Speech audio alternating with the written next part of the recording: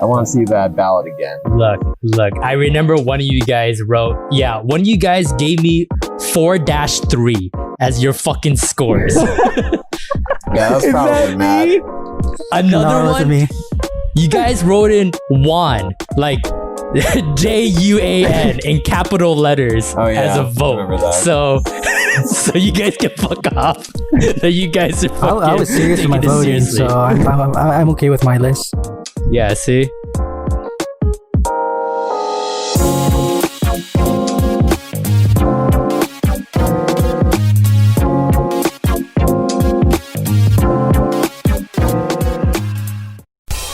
Ladies and gentlemen, Pokemon trainers far and wide, welcome to the Weeb Power Hour World Championship Finals.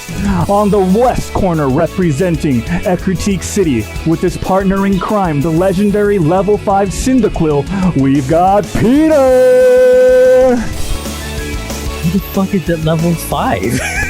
On the east corner, traveling all the way from Goldenrod City, Lance! Pikachu! Of course, we can't forget his irreplaceable partner, Matt, the awkwardly humanoid Needle King! Matt. Let the podcast begin! I love how fucking Matt has to be the Pokemon. Like, he just could have been just like a guy in the crowd. Let me get this right. So, me and Matt are fighting Peter, and we're in different. And me and Matt are also in different corners of the arena. No. We got Peter with his Cyndaquil, and then we got Lance with his Nidoking, which is named Matt. Matt Nidoking, yeah. Matt because all he can say is Matt, apparently.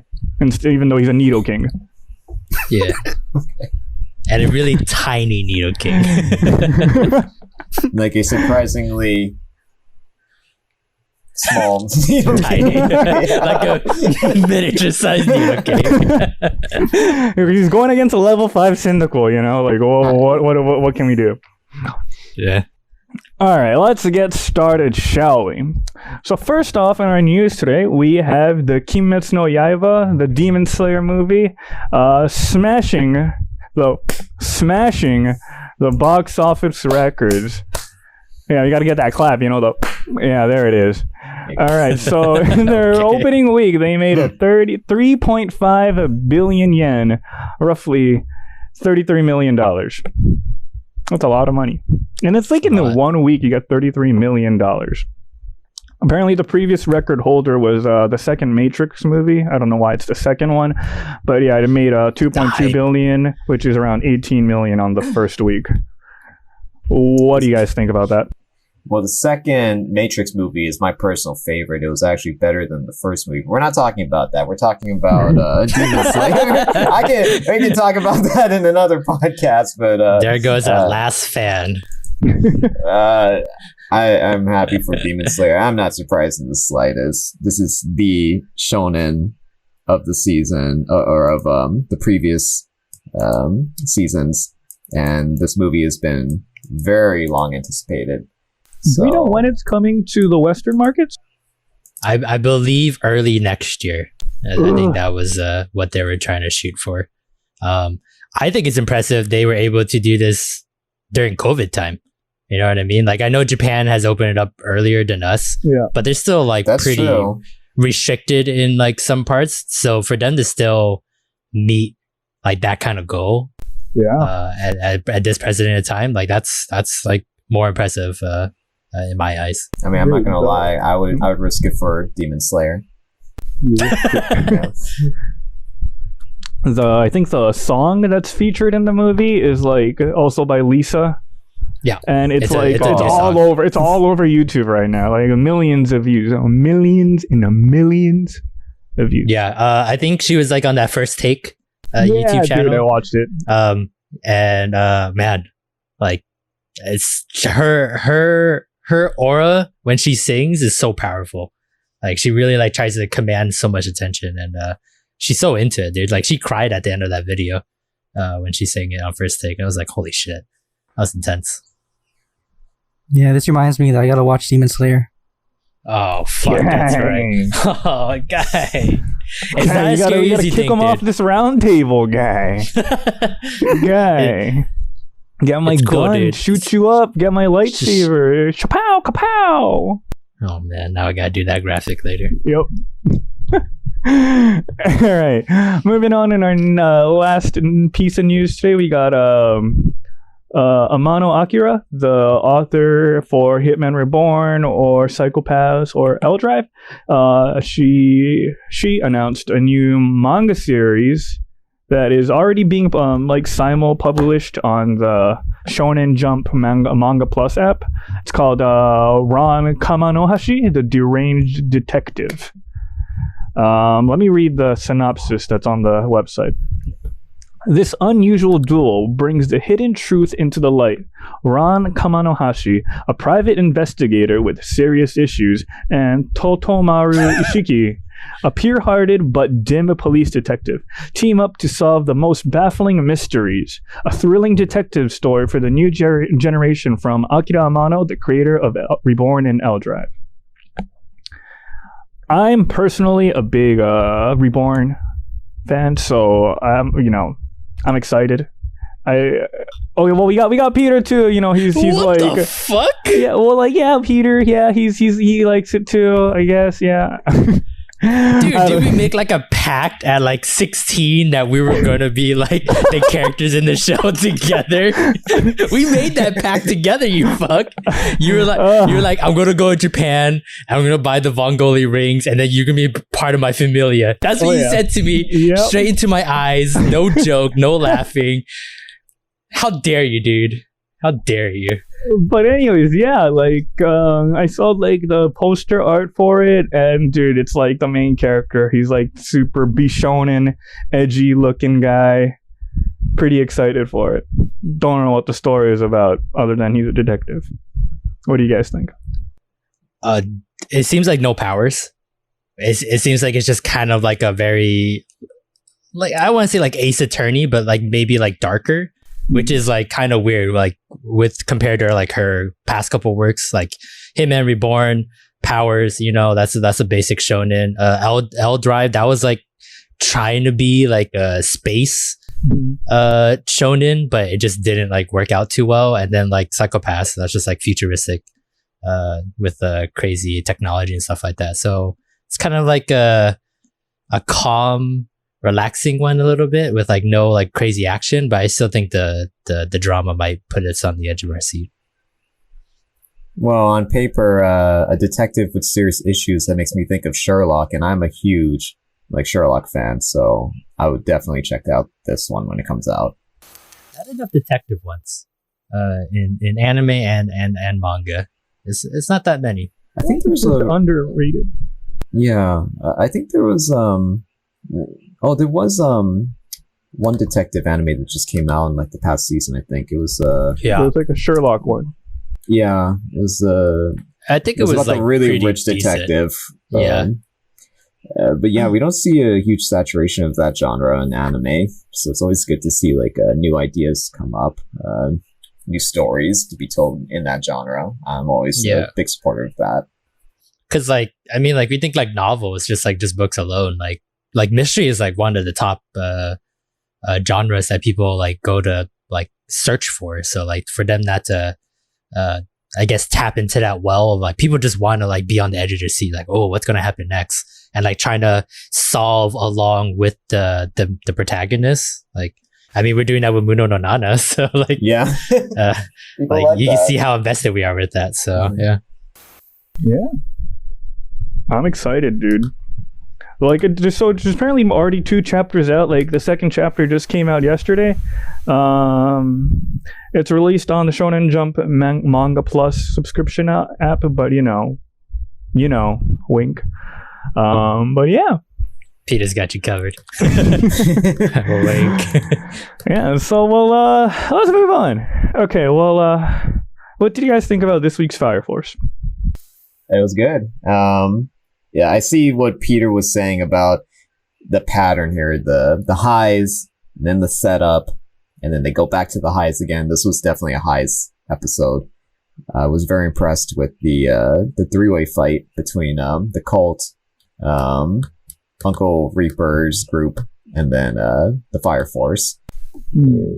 This was a good episode. The only thing I think that was really goofy. It was a lot of action, but Arthur and his delusional antics, I'm not a big fan of that. I know Peter loves Arthur though, so I love Arthur too. I know you love I know you guys love the episode Arthur, because it gets more ridiculous like later down the road. Like the fact that his like power level like ties into how delusional he can be, I think that's like it's crazy to think, but like that I rarely see that it's in like a very unique trope. A power level like trope. Like usually it's like, oh, it's friendship or like I believe in myself, but it's just like literally the more crazy he is, the more powerful he gets, and like his like power level can like almost match like any of the strongest characters in the show, with how delusional he can get. Like he could probably match Benimaru and Uncle Roger if he's that delusional, because his plasma is like it can literally like cut through anything, because like the harder it gets, the more it can cut through. So I don't know. Lance is just giving me like, I don't give a fuck. You lost me when you said he could match Benimaru. That's a funny one. Yeah, how about you, Matt? What are your opinions on Arthur? Arthur, he's an okay character to me. My favorite part of the episode was mostly when Uncle Reaper was getting scolded by the president for being stupid. Oh, yeah, that was pretty good. That was funny. At the end of the day, he's just a salary man, dude. Mm-hmm. You think he's a crazy guy, but he's just doing his job. Well, he's just another wage slave. I feel like we can all sympathize with the man. Yeah. I think we also sympathize with him wanting to beat up weak people. I think all of us like can get in on that. No, holy shit! No. Okay, just me. All right. Ow! Man, stop punching me. It makes me happy though. Me too. You know, I swear, like if a random person stumbles upon our podcast, and they start listening to it, and they're like, "Oh yeah, I watch Fire Force," and then they hear like Uncle Roger, they're like, "Who the fuck is Uncle Roger?" Like, there's no one that's like looks anything close to Uncle Roger in that show, and we're just like, "Oh yeah, Uncle Roger, Uncle Reaper." Like, no, Peter, put Uncle Reaper right next to Uncle Roger. They're like brothers. Like, combine them together. do the face swap app on them, and you'll see almost no difference. You got it. Like Shark Boy, we could still understand. Shark Boy? From God of High School? I think eventually his powers like evolved to a point where he didn't even use the shark anymore. He just had jaws. Yeah, but Shark Boy we could understand, but Uncle Roger. Hey, you know what? They just have to be a dedicated member to the podcast and listen to every episode that comes out every Wednesdays and the YouTube episodes that come out every Friday. Yeah, make sure you tune in so you can follow with us on our obscure jokes. Yeah. Also, anyone that's a Matt stan would like always follow his jokes and his jokes alone, so they definitely know Uncle Roger. Shout out to our one Matt fan out there. We love you. Yep. And Matt's like, I don't give a fuck. All right, so I guess we have Akudama Drive that we were saying that we're gonna watch, but we didn't. Did I watch this? I honestly don't remember. I don't think I watched this. Did you guys watch it? I don't think you were there. I think with you left. Us. Yeah, I think you left. Yeah. But we did decide to watch it because I think you were doing your League of Legends matches that day. Yeah. So you left. Yeah. So we did watch Akudama Drive, and it was good. Yeah, it was actually it was really good. Pretty good. We should have voted it in. Like, in hindsight, we should have voted in because when we voted for it, out of the possible 40 points that we could have given it, we gave it 11. Like, we all gave it really bad scores. I think the trailer did not. It must not have because, actually, listening to you describe it in depth, I'm like, how could I possibly give this a bad score? This sounds exactly up our alley. This is just Suicide Squad plus Danganronpa, and like the rest is just it's makes a literally perfect anime mix. Suicide I did Squad. watch Akudama Drive.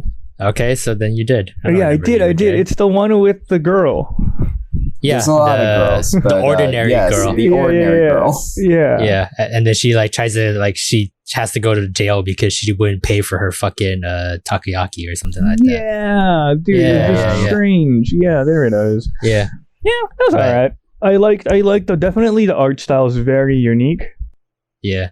I think it's just ramping up. I think it's one of those like, hey, first episode, let's bring all the cast in, like Suicide Squad style, and then like, okay, here's the problem, and let's see how crazy these guys get. Yeah. Anything else? Did anybody else watch anything else this week? Outside your fucking window? Yeah, they're my roommates. They just came home, and they're just whispering, dude. "Hi, Kai," and I'm like, "All right, hi." I didn't say hi to them. I know you didn't. Sorry. Do you want me to say hi to them? Hi, I didn't say hi to you guys. All right, I said hi. Cool. What? Any of you guys watching anything else this week? I did watch. It was another one. I think maybe could have gone on the list if we realized the trailer wasn't as it didn't tell the whole story. But the Sleeping Princess one, I watched the first 2 episodes of it. So basically, it's a princess that gets kidnapped by the Demon Lord, and she's trapped inside the Demon Lord castle. I like where this is going. So this one, yeah. The city like decides to send a hero party to go save her, and then it cuts to the princess, and she does not care to be saved. All she cares about is having a good night's sleep. So every episode she spends like she gets quest, basically. Like she gives herself quest to like find a way to make her sleeping arrangement better. So she's not happy with her pillow. Her pillow is very flat. The fabric on the pillow sucks. What is she gonna do?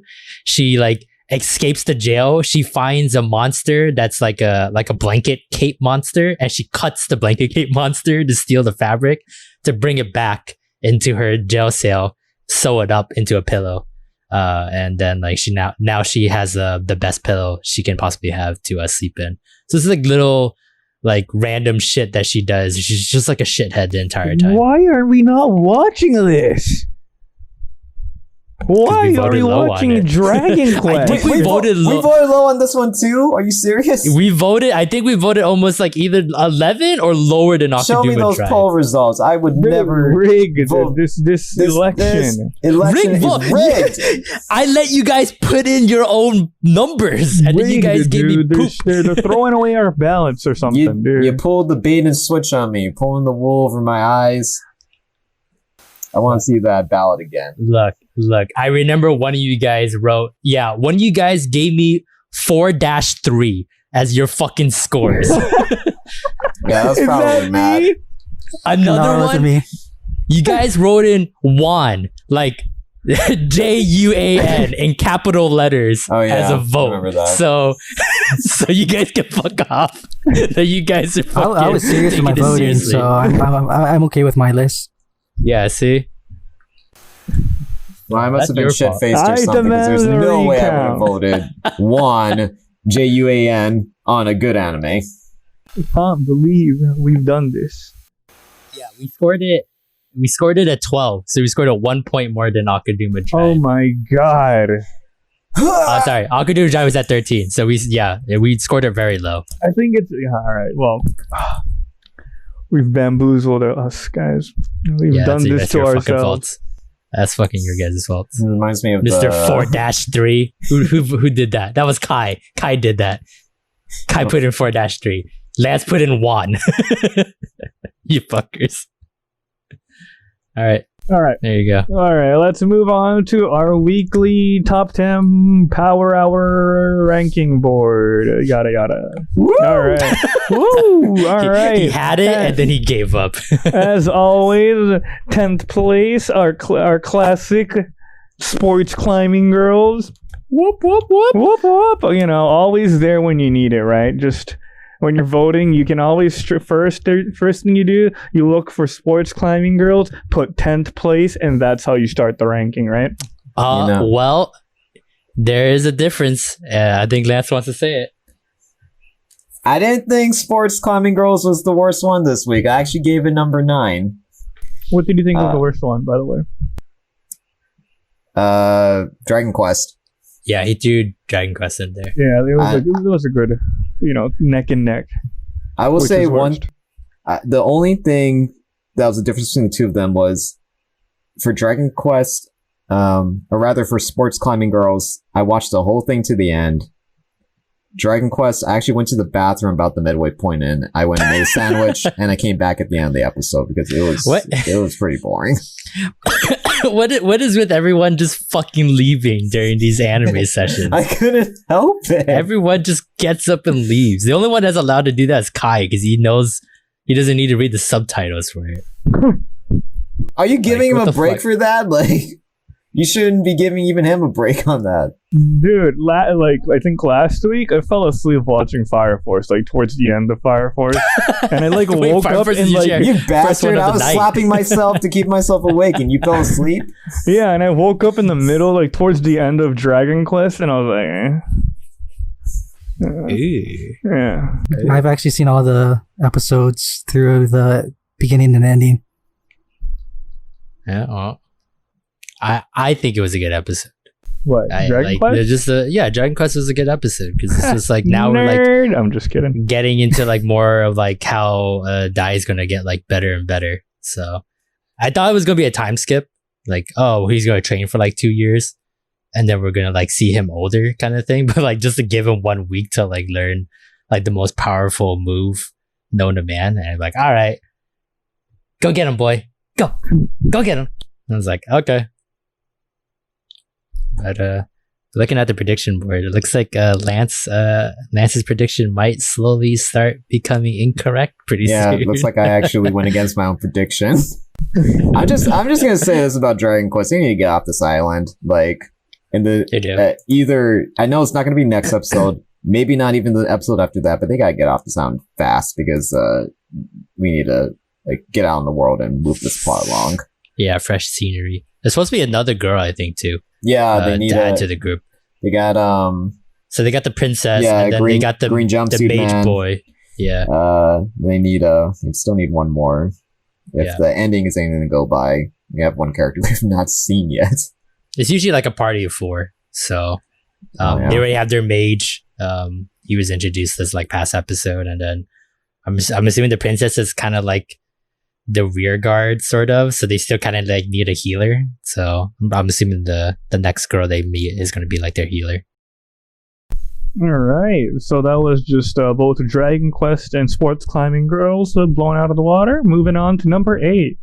The Last Crusade, or The Rise of a New World, also known as Discount Sword Art Online.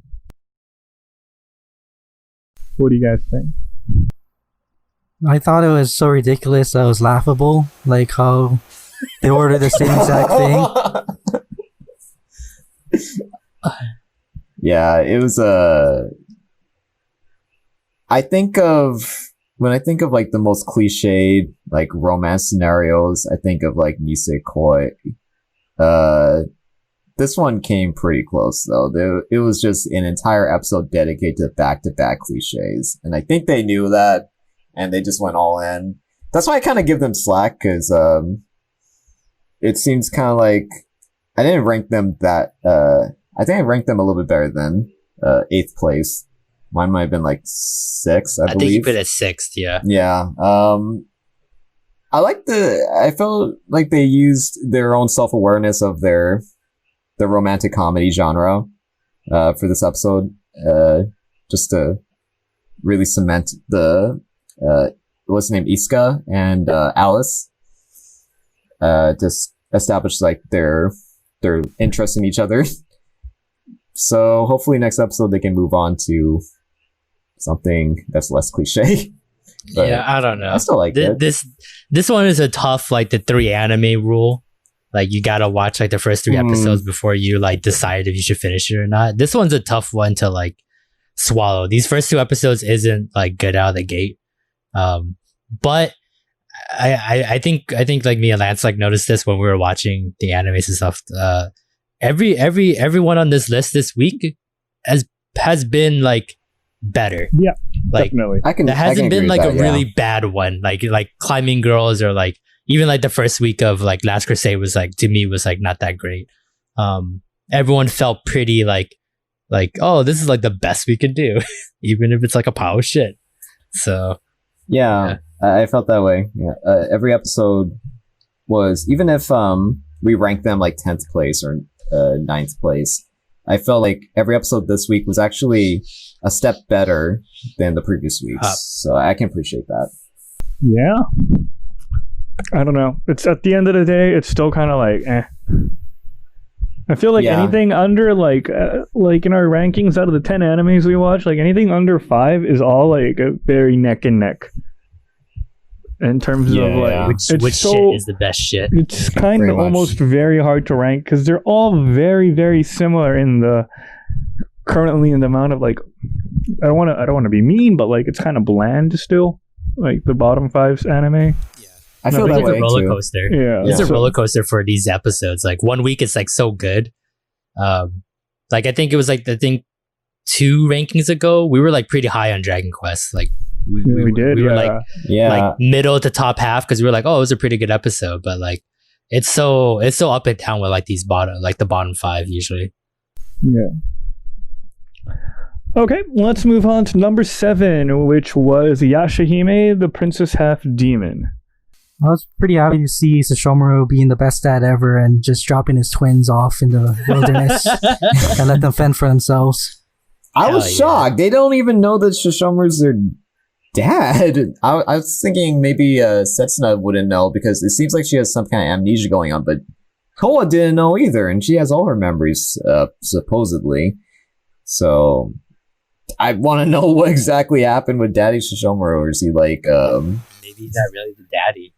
Maybe he just like picked them up and just like take care of them. Bleached red strands of hair into them. And like I know he like looks like they have like traits of him, but I feel like that's just like the red herring, right? Like, oh, they look exactly like him. The red herring, get it? Red herring. But like, oh, but in actuality, yeah, I see what I did there. No, I didn't. But in actuality, like he just like found these kids on the side of the road and he just didn't want to leave them behind, so he picked them up and dropped them off in the village. So don't pull those kind of conspiracies on me. Like they advertise the anime as Sesshomaru's daughters. If they don't end up being Sesshomaru's daughters, I don't know what to say. But they didn't outright say it though. If the daughters for the Sesshomaru's said, watch this anime, it's Sesshomaru's daughters. All right. I mean, I'm the guy I'm the guy outside looking in, so I'm just skeptical of anything because I don't fucking know what's going on. So, dude, my bold bullshit prediction is, Sesshomaru went around with that servant dude, that little weird bald kind of like Chalkin. Yeah. What if it's his kids? Nah.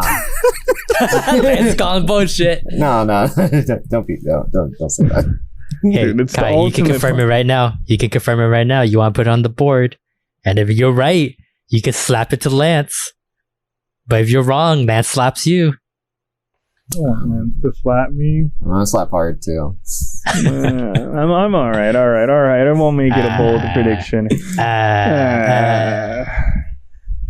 What? Anything else about it? Like, I feel like overall, like it was all right. It was a very okay episode. See, again, nothing happened really. Yeah.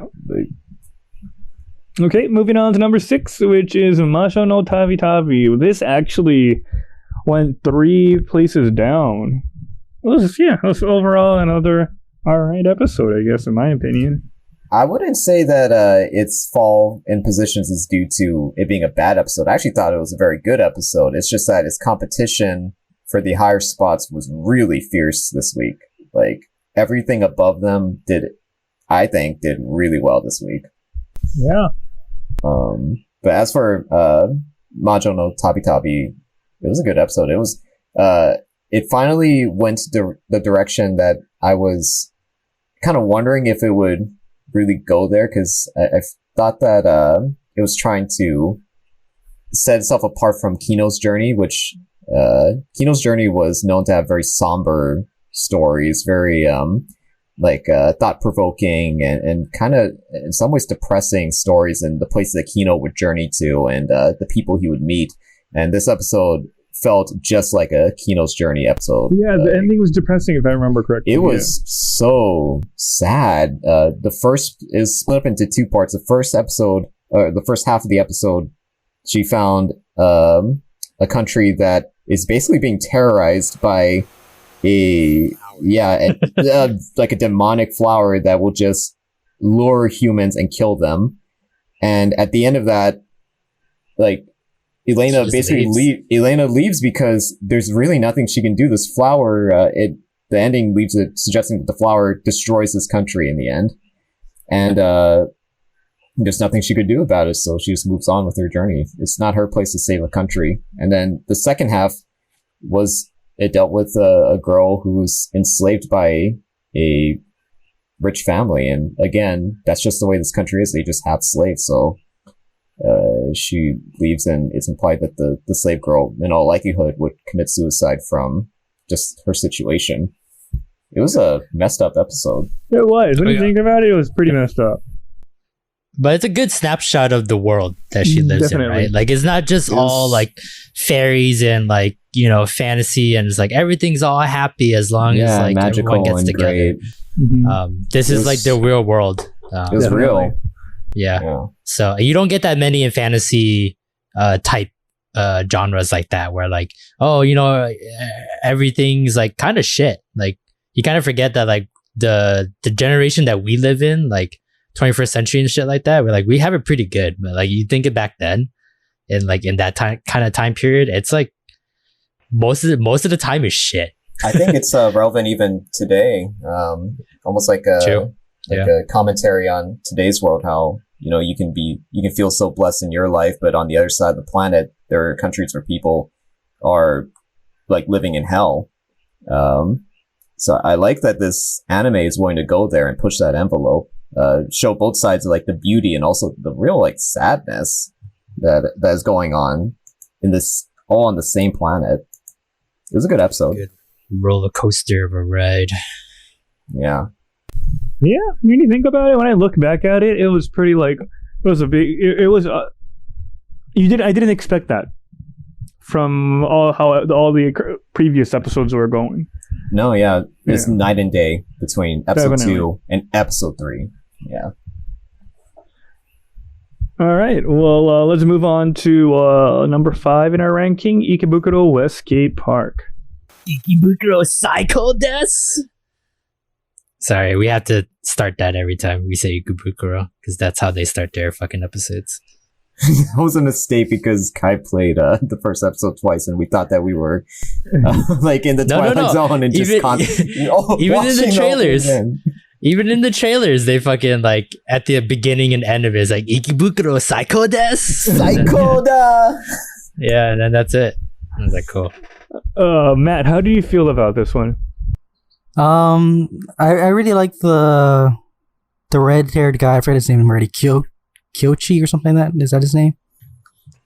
From the Red Angels? Was it called? Yeah, the leader. The dancer. He's a dancer. You see the leader? Or is he just like a high-ranking member? He's both. Oh, he's like the leader, the de facto leader, and like the best dancer in all of Ikebukuro apparently. Yeah, I think he's probably my favorite character so far. Where did he come from though? Like, he just like showed up in Ikebukuro, and then he's like, I'm gonna start dancing in front of all y'all, and then I got like this gang. Like, all of a sudden I call them the Red Angels. Like, has their gang always been there, and they've like, the G-Boys never noticed that there's like a whole shit ton of people wearing red? Or I don't know. This is something about Eastgate and Westgate. Westgate is G-Boys, and I guess Red Angels are Eastgate. How big is Ikebukuro? It's pretty big. The whole around, I think a lot of the stuff happened around the station area, and so the train station, right? And there's a train station that goes through the middle, and then one side's east, one side's west. And on both sides have like a pretty big different like stores and all that kind of stuff. But it's pretty big. It's a pretty big turf in general. Like a lot of like, you know, young people go there for shopping, to go to cafes. It's featured in a lot of animes too, like in Tokyo Ghoul. They're like they go to Ikebukuro all the time and stuff. So enough room for two gangs. Yeah, I think definitely. I think even more. Ooh, Hammer Bros coming back from episode 1. Oh my god, Hammer Bros. But it was a good episode. I liked it. I definitely liked it. I feel like it's finally. Well, is this only the second? No, this second is the episode. Second episode. Yeah, I feel like they've.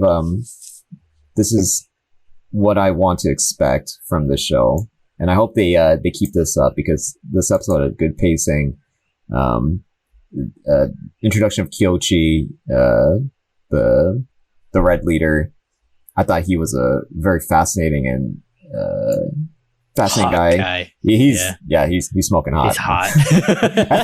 That's what I'm trying to get at here. Yeah. That dude's red hot, and he had a really good fighting style. I actually like the fighting in this episode. Oh, yeah, that was pretty cool. Top notch. That was very impressive. I wasn't expecting the leader of the G Boys to be a boxer type. Yeah, right. Yeah, it was like the stance and everything. Yeah, he hinted that in the first episode, but it was nice to see him actually like throw down with some. I mean, I think he beat up like a totally high out of his mind guy, but this time he actually threw it down. Yeah, it legit looked like he was like, all right, ding ding, let's go, round 1, and he just fucking like did his thing. I was like, yeah, all right. It's not like the like standard like I'm a goon or like I'm a fucking just a gangster and I just fucking swing my arms wildly. Yeah, like, it was like refined. It kind of reminds me like the Yakuza games, where like the high end like Yakuza members like all have a unique fighting style that they like focus on and try to like train. So it like they can actually protect themselves, and that just be like, oh well, shit, I got like 10 guns. It's like, nah, dude, I can fucking spin my legs around with a fucking short knife and like kick off all your guns and like beat you. I think that's really cool. Oh yeah. I like the juxtaposition between Kyochi and King, the leader of the King, the G Boys. The G Boys, yeah. So King was a boxer, and then Kyochi was he incorporated ballet into his fighting style. That immediately just gives them like a certain connotation or a certain feeling that defines them. I like that. All right, well, we got our rest of our ranking, but one moment, I need to use the bathroom. I'm literally about to burst, so you guys keep talking. Excuse me, coming through. Move your leg. This is like, oh my god, you stepped on my fucking penis again, dude. This is the second time already you've done that. It's very tiny. I don't know how you keep doing it every single time you walk by to get water and go to the bathroom. He's always using the bathroom. Yeah, well, he has a small bladder.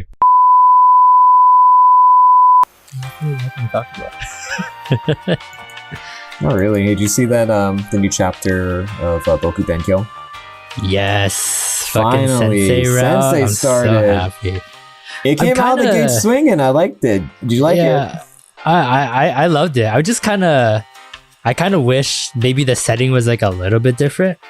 I felt like it's the obvious choice, right? He becomes like the new teacher, and then like obviously he goes to the same expected. School. Yeah, but like just comparing it to like the other routes, I wasn't like all the other routes, the setting, how they met again, or like how everything came together. Like I wasn't expecting it, so I was like kind of like too high hopes that maybe like somehow they meet like even further down the road. I think that's what I was like thinking. Yeah, I was happy to see the Yuiga's siblings that were grown up.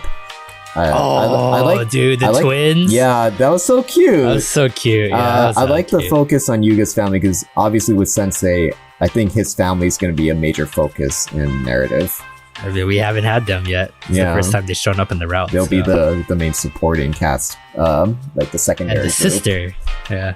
Yeah. All right. We'll talk more later. Yeah. Where were we? Mwah.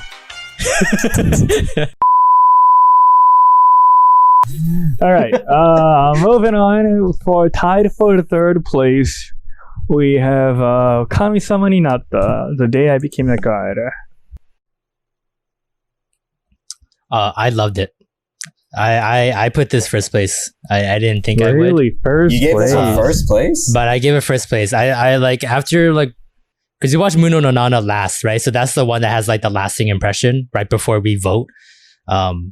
But when I was thinking back, I'm like Kami-sama was such a weird roller coaster that I just enjoyed every minute of it. Like Munou no Nana had like some lows. Yeah. I think that's how I was like trying to compare it to. There was like some times where like, oh, okay, yeah, Kyoya is like blah blah blah, he's this and that. Munou no Nana to me is always like it builds up. Like it's so slow at the beginning, but like that once it hits like minute 18, that's when shit just starts like hitting the fan and like the roller coaster dips heavy. And like everything happens in those last couple minutes. And like, I don't blame him for it because that's the suspense that they're looking for. But like Kami-sama, like from like the opening to the ending, it was just like, I just enjoyed every minute of it. I have to agree with Peter. It was my number one. And the pacing in Kami-sama reminds me so much of like Fooly Cooly, except it's actually funny Kami-sama. Oof for Fooly Cooly. No, that's true. I remember laughing a lot throughout the episode. It was genuinely a really funny episode.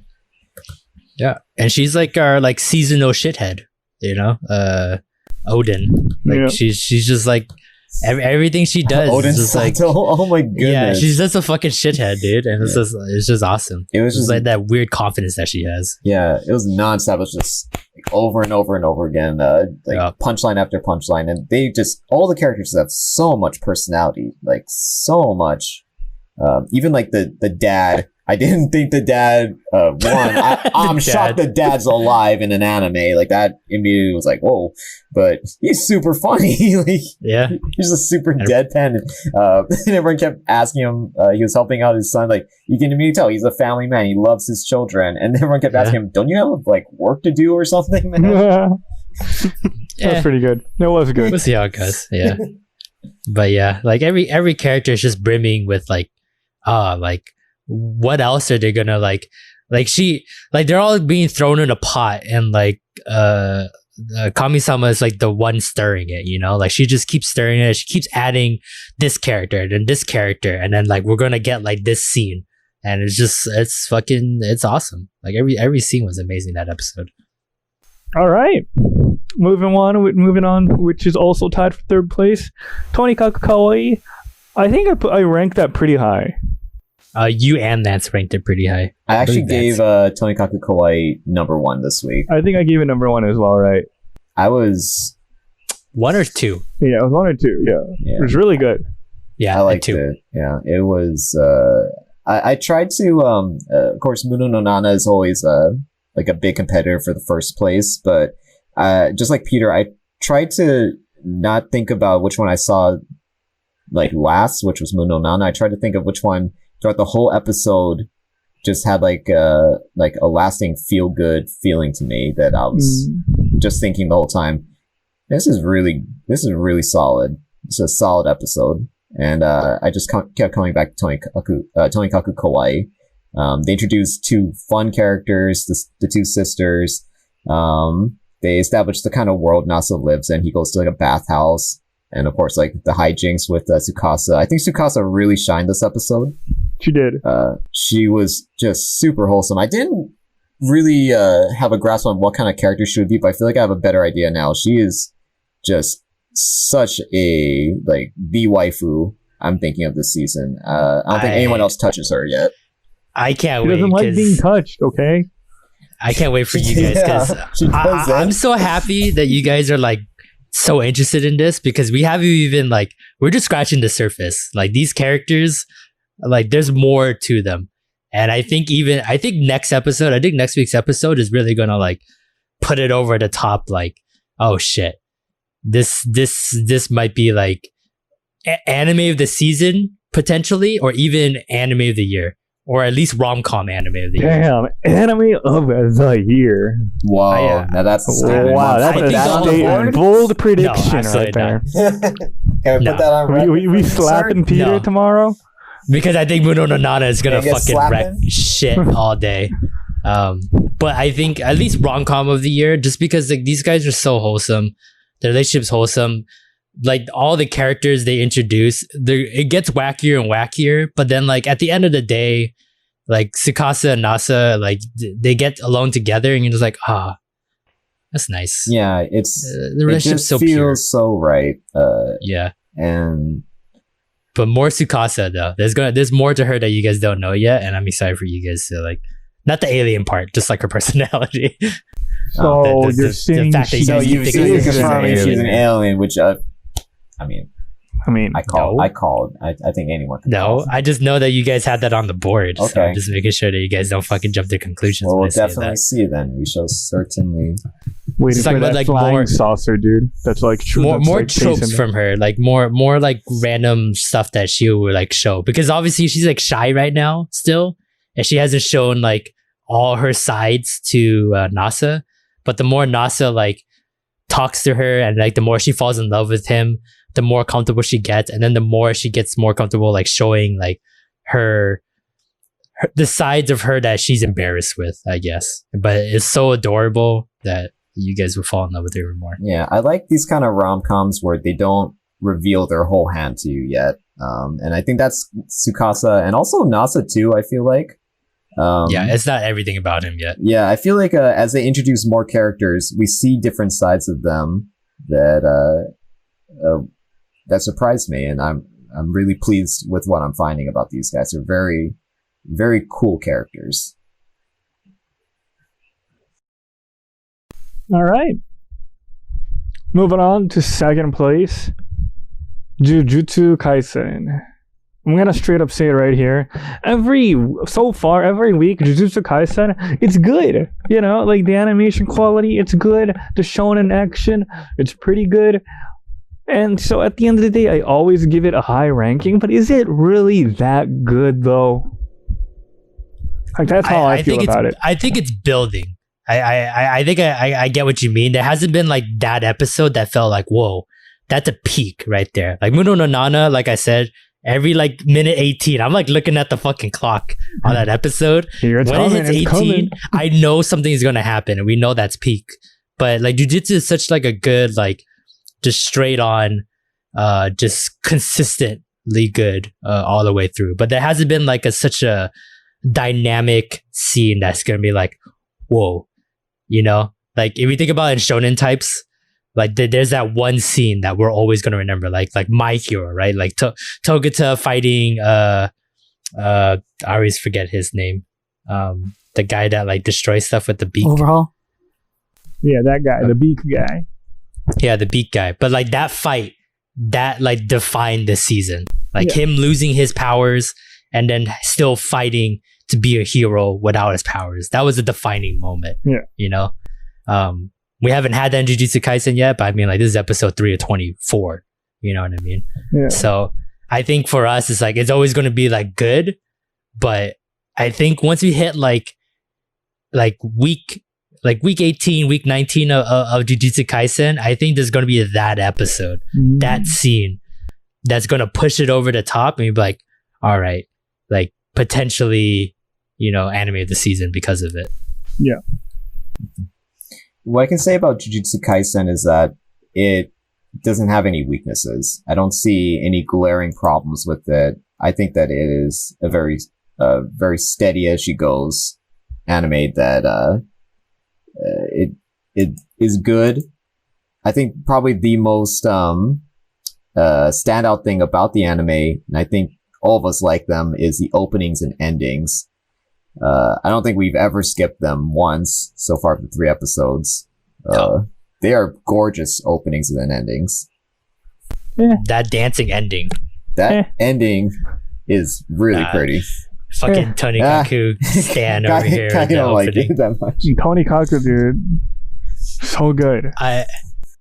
I think also what's so strong about them, like that puts them like at such a high level, is such the characters. Yeah. You know what I mean? Usually with like shonen, like there's always like a select few that we're like, oh, that's the top characters. They're you can tell the These hierarchy. are the cool guys. Yeah, of like who the crowd is gonna like and who's they're gonna dislike.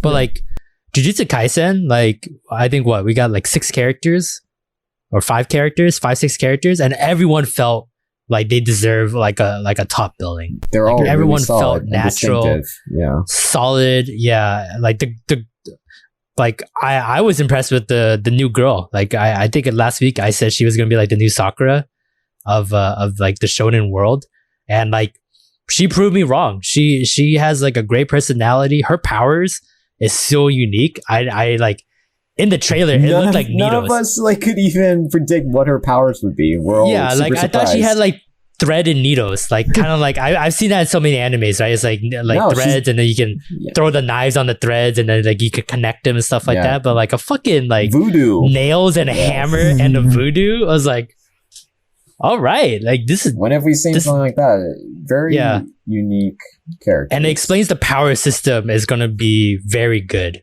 Like for them, they already have like unique fighting styles within the power system. They haven't even like truly explained yet. Like sky's the limit for Jujutsu Kaisen. I'm still hoping that it's gonna go down in rank soon, like around like 5th place.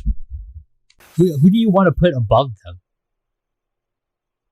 I get maybe like Tonikaku. I don't honestly, I don't have anything that I really want to put above them. That's the reason why I rank it so high, because it's so like you want to go down in rank and no one takes his place? Yeah, exactly. It's like it has everything, like you guys said, you know, it has like a good world building, you know, all the characters are likable. It's like a stable, good anime.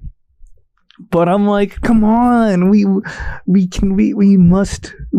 the technology to go beyond.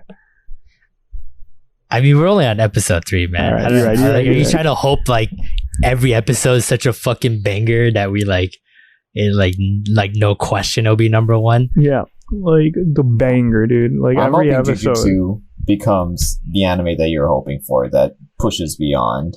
Yeah. I think it's building speed. I don't think it's slowed down. I think it's either maintaining speed or going faster and faster. And I think it's slowly building. Yeah. Because I put on the board that it was going to be number 1 by the end. I still truly believe that. Like there are no weaknesses and just it's slowly building. Like it's going to hit you. So. All right, moving on to our number 1 rank. Number 1, including last week as well. Munou no Nana. I love it, dude. It's so good. Like every episode, like I'm still in shock that every episode she literally tries to kill somebody, or she has been successful even killing somebody. She has to, yeah. And it's kind of wild that she's just getting away with it. I like the cat and mouse dynamic between her and Kyoya now. It reminded me a lot of Light and L. You know what? The Reddit said the same thing about Munou no Nana. Yeah. Like after that episode aired, they're like such a perfect like analogy to that. It's like it just feels exactly like them. Mm-hmm. It really brought me back to like that. I don't know if I've ever seen for Death Note like such a like compelling rivalry between 2 characters. And I think Nana and Kyoya are trying to like emulate that kind of magic, and they're doing a good job with it. I was really happy to learn more about Kyoya. He's a freak, first of all. Like that man needs to get his life together. His room looks like shit. He plays fucking can't smell it. Yeah. he can't smell. Like we learned these like weird things about these characters that seem like okay, who cares? But then Nana uses them against the characters. Like everything matters. This is an anime that I can't turn my brain off. I have to pay attention to every little detail because they will use it, every single information they give you. And I think that's really good storytelling for this kind of murder of the day series. Almost murder of the day. So at the end of the episode, Kyoya, right? He grabs Nana, and then he was like, "Hey," like I don't know. What do you guys think about that last scene? Do you think Kyoya is on to Nana, or do you think he's like kind of oblivious to this because he seems like kind of like a happy-go-lucky kind of guy who's always smart and wise at the same time? But do you think, when he's like, as a friend, I'm telling you my weakness, like, do you think he's caught on to the fact that she's bluffing, or do you think he's just out of his kindness of his heart being like, you know what, I'll let you know my weakness? Well, didn't he say though that's like, I'll tell you my weakness. Go ahead and read my mind. Didn't he say that? Yeah. So like basically he was like baiting her and to be like, if you can read minds like you say you can, I'm telling you my weakness right now in my head. Go ahead, read it. And then she just like called his bluff and be like, yep, okay, got it. Yeah. See you next week when I kill you, kind of thing. Yeah, but do you think he knows? He knows? He definitely knows. There's a certain scene in Death Note when L and Light first meet each other and they have like a conversation, but they're not really talking to each other. They're really like sizing each other up the whole time. And then L says, I just want you to know, Light, that you're a suspect in the Kita case. And I am 5 to 10% sure that you're Kita, but he didn't actually mean 5 to 10%. Like he was really unsure. He was pretty certain. Yeah. And he was he was trying to see what what Light would say in response. And I think that's what Kyoya was doing. He's pretty sure that Nana is the culprit. I mean, he sized her up in the room. Yeah. Like when that gave me shivers. I was like, the reason he invited her into the room was because he wanted to get like a good feel for her. Yeah. And like get her to like, I don't want to say like admit that she like is the bad guy and she's the one that killed everyone, but like it's just like Lance said, it's like cat and mouse game, right? They're both every episode, every minute, they're trying to see where that one moment of weakness they're gonna have to pounce on. Yeah, wait for them to slip up. I do want to point out though, Kai did bring this up, I think like two episodes ago, that the teacher it's on the board. Munou no Nana is an antagonist. He's hella sus, dude. I want to double down on that because the scene before Kyoya like grabbed her leg and stuff like that, Nana was having like a monologue in her head and she was talking about the fact that no one is going to suspect that kids are dying. And then Kyoya was talking about in his head, it's weird that school isn't doing anything. That the school doesn't want to do anything. That like Nano has been missing for like 2 days now, and they just like the fucking time travel guy is gone too. So I'm like, now I'm starting to think like maybe the teacher and Nana are on the same side now. Like I think I said that there was 3 parties, but I think now like I don't know why they would do this still, but like before they just killed the talented people with like guns or whatever, but now I guess like war is so hard and they go through so many resources that they start from the like very beginning when they're learning their powers, put them on an island where they all would die no matter what, because they're going to send in 1 or 2 agents. And like it's a whole setup. Like this whole island is the whole thing is a whole setup, and then one person gets in and then just annihilates the whole class, and then a new class comes in, right? Because Kyoya's sister ended up the same way. Yeah, he said it was the most efficient means to do it that way, like put them on an island and kill them that way. Like kill them that way without them suspecting it. Because like if they don't suspect one of them to be a killer, then they won't use their powers right away, kind of thing. And I still can't believe that. Still, I still feel like I don't know if I throw a nuke at these kids, at least like 80% of them will die, except for Kyoya. But like I guess it's for them to be like, oh, I know their weaknesses, and now I know how to kill them. So I don't know. I need more information on this island, the culture of it, why the government chose to do it this way, because I do feel like there's an easier solution than sending in Nana or an agent like Nana to slowly, one by one, assassinate everybody. They could just round all of them up and then just, like, gas all of them at once. Yeah, you know what? Now that I think about it, I did remember that scene when she was in front of her Nana was in front of like her council of like bad people, and then she maybe they're the heroes. Well, she asked them. She was like, "Hey, if I'm going to do this mission, I need to know exactly everything. Everyone's powers, everyone's weaknesses. And then they couldn't give her a straight answer. So I'm wondering, like, maybe this is like their way to be like, we put these kids on an island because we don't know exactly what they are in terms of powers and then what their weaknesses are. And then we're going to throw a kid in there and then you're going to feed us this information. Regardless if Nana kills them all or not, it's going to be like, well, Nana got us as much information as possible. Okay, let's send the next guy in. And the next guy comes in. And then they just keep repeating the process over and over. Because how are you going to know Kyoya was like invincible? You know? Like, how are you going to know that he can't smell? Not unless you're in that environment. Or like the time travel guy. The moment someone sees him, he has to go back to where he came from, kind of thing. Like, that's like a shitty time travel weakness right there, to be like, I'm gonna time travel back in time, but I gotta make sure I go to a place where I don't be seen, because the moment someone sees me, I'm out. And I was like, you know, like, you won't know that until, like, you know, you're dead, I guess. So I don't know. They also brought out the talented one that had, like, they could change their cells or microbiology, and it released a virus after they killed them. Oh yeah, that's crazy, dude. Yeah, literally COVID man. Yeah, the scope of their the powers these guys can have. So yeah, now that I think about it, that's what I'm assuming. They just keep using these kids as like talentless agents to keep learning these weaknesses over and over.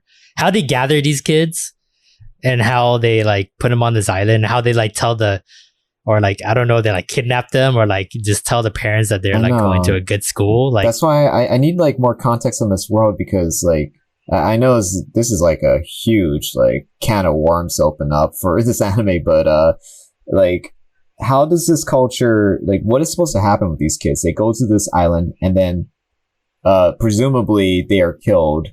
No one graduates. No one's asking questions about why no one graduates from this island, goes back. Right, that's what I was thinking. They go to this island to die. How long have they been doing this? How have they been getting away with this conspiracy that they round up the talented to kill them, to just bring them to the slaughter, basically, and no one survives? They can't keep sustaining this lie. And I'm assuming like the parents have talent too, right? Like, or they have to have like something to push down to their kids. So they must be like killing the family too. They're probably like killing the family too or something. Oh, you think they like invited the kid, and then they like the moment the kid gets to the island, they're like, all right, time to eat mom and dad. Just erase everybody.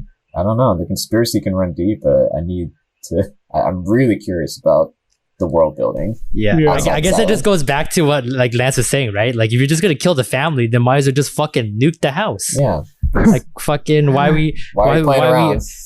we spending billions of dollars on a fucking island that like we're like killing kids that don't even know like their full potential and their powers yet? Or, I think like, the parents are like, it's the scare with the microbiology guy. They need to isolate the talented. Just in case they have like some kind of fail-safe. If it blows up on the island, then it just the island, not the whole city. I guess so. Then I would just send the whole family to a fucking vacation, dude. Be like, hey, you just want a 7 day or 7 days, 6-night vacation to Hawaii. And then the moment the plane is like about to land, I just fucking nuke them. Just, you know? Yeah. Just kick them. Yeah. You know? Well, I guess publicly nuking them is a bit more conspicuous than saying them to Al's happy farm where they can retire peacefully and live the rest of their lives carefree, and you never see them or hear from them ever again. True. I guess that's what they're trying to do. Quick back onto the prediction board. We got our first incorrect of the season, guys. Oh shit, who was it? Not me. Lance said Lance predicted that the ice guy and the hot guy, the Prince of Fire, Munou no Natta, would die by episode 3. I believe this is episode 3, and they only had like maybe 10-20 seconds of screen time. I see my mistake there. They are not actually like sacrificial lambs. I think they're gonna be like Beavis and Butthead and just live through the whole anime, because they are so like not threatening to Nana that she's gonna let them live. That's what I think is gonna happen with them. Wow, look at that. That is an official the official first incorrect of the season. Wait, Oh boy. is it Munou no Nana will have a reverse harem guarantee also incorrect at this point? Not necessarily. She actually She can have a dead group of Now they can all be dead, but if they all liked her, then that means that it was technically a harem at some point. I still think, because I'm piggybacking off of that idea, that Kyoya is gonna figure out a way to re-save everyone again somehow. They got it right because they're And like everyone comes back, and then they like tell Nana like, "Hey, come with us. Like, fuck these adults." And then maybe reverse harem can happen again. I don't know. It's still baffling to me that Nana is still like dead. Yeah, Like, he felt main character. he did. And we're like, nah, dude. Kyoya's the main character. Nana's the main character. That's it. Everyone else is like just dead weight. That's a bold strategy, Cotton, killing the generic anime protagonist immediately. Exactly. It's so weird. Like we're would've so thought? fine-tuned to like believe that the protagonist, how plain they could be, will survive. But nah, just yeeted him after the first episode, and we never see him again. Man, this ain't no place for like isekais and fantasy. No, if you're a It's real ordinary life. protagonist, generic dude, yeah, you'll probably die first in this kind of situation. I hate to break it to you. You didn't have different colored hair, dude. You're such a loser. Go die. Yeah. How was that? That was basically it. This week's top 10 anime ranking by us, the Chuny Boys. Shitty boys. The Chuny Boys. You did just now. We can't wait till what we see next week. Hopefully, Jujutsu Kaisen either pops off, or just I think Kami-sama is gonna pop off. I think it's ready to go, dude. Yeah. Late start. Yeah, I think it had the latest start to like the top 10 that we had. I think it's like ready to go to like maybe hit us with that first like I'm gonna make you cry like a little bitch moment. Next episode's third episode for Kami-sama. Then we're gonna be on schedule then. 3-episode rule. We should see something big for Kami-sama. Yeah, every time it's 3 episodes. That's when the like make or breaks it. So I mean, Munou no Nana, they revealed Kyoya's hand that he's basically gonna be L to Nana's. this is their best episode. Yeah, the very best of the 3 so far. So they're on track. Same with Jujutsu Kaisen. We got the crew. Yeah, we got like the got the ninja team. squad. Yeah, so that was the best episode they've had. Now we can see the light at the end of the tunnel for the rest of the season. All right, well, that's all the time we have for today, folks. As always, any topic we talked about will be in the description box. And if you haven't already, make sure you're following us on your preferred podcast listening app or on YouTube. See you again, desu. Bye bye. Ja mata na. See ya.